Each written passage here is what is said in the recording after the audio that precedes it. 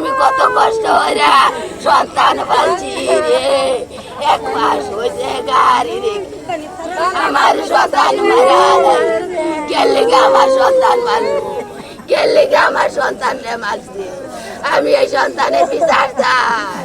আমার বুক কেলিগা খালি করছে। আমি গার্মেন্টস কইরা খাইতাম, আমি ভিক্ষা হইরা পুতলে খাইতাম। আমার গাড়ি নিত গা, আমার মাইরা যাইতো, আমার সন্তান তোয়া যাইতো, আমার সন্তান রে। আমি সারা রাত কি বাহারা দিলাম রে। আমার ভূতের এনো মারলো। আমি বাইরে কেলিগা বইয়া থাকলাম। আমি কেলিগা বললাম না আমার ভূতে দেয় এনো। আমি কেলিগা জানলাম না আমার ভূত কই রে। ও বাবা, বাবা রে, ওরে বাবা, আমারে কই তোয়া বাজার গেলা রে। ও বাবা, তুমি কইছো ঈদের পরে শাড়ি বাঁধি যাবে।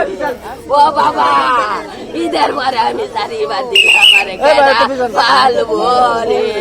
ও বাজার আমারে কই তোয়া গেলা গারে। ও বাবা, আমার বুয়ো তুমি থাকতা, আমি ভিক্ষা হইরা খাইতাম তোমারে তোয়া। ও বাজার তোমারে গেড়া মারলো, কেলিগা মারলো। ও বাবা, বাবা রে, ওরে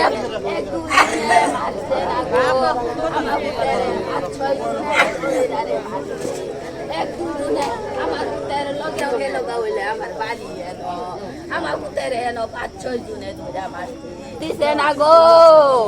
এনো কানা বানায়া লাইছে, এনো ওরা লাইছে।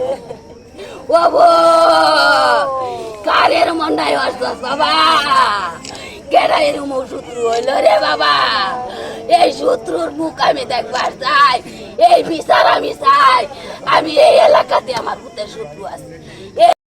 আজহার চাচা ফোন দিয়েছে যে আমার বাস্তি জামাইকে কে বা কারা যেন মেরে ফেলছে। তো আমি শোনা মাত্রই তাৎক্ষণিক আমি এখানে আসছি।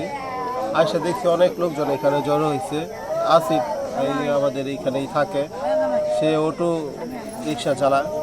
সে নিতান্ত একজন গরিব মানুষ, কিন্তু তাকে এভাবে নৃশংসভাবে রাস্তার পাশে জঙ্গলের ভিতরে মেরে ফেলল। এটা আসলে মানে মানুষের মধ্যে কোনো মানবতা নাই। মানুষকে এত জঘন্যভাবে মানুষকে হত্যা করে ফেলতে পারে। আসলে আমরা এলাকাবাসীর পক্ষে আমরা দোষীদের সর্বোচ্চ শাস্তি দাবি করছি।